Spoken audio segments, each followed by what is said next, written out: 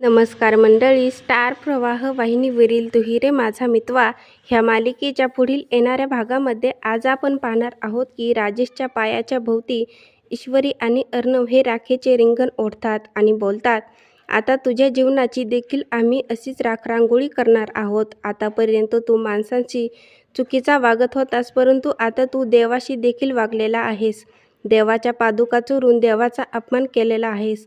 आता तो देवच तुला शिक्षा करणार आहे. आणि अर्णव देखील बोलतो, आता तुझ्या शेवटचा वेळ आलेला आहे आणि तू आता हरण्याची सवय लावून घे, कारण तुझ्यासमोर आता हे अर्णव आणि ईश्वरी आहेत.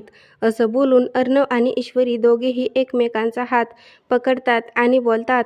ईश्वरी बोलते की आता तू आमच्यासमोर कधीही टिकणार नाहीस, तू आम्हाला कधी हरू शकणार नाहीस. असे बोलून दोघेही तिथून निघून जातात. तेव्हा राजेशला देखील अतिशय राग आलेला असतो आणि तो रिंगण पुसून टाकतो आणि बोलतो, राखरांगोळी तर मीच करणार तुमच्या जीवनाची. आता फक्त योग्य संधीची वाट बघत आहे. हा राजेश तुम्हाला जीवनातून उठवल्याशिवाय अस्वस्थ बसवणार नाही.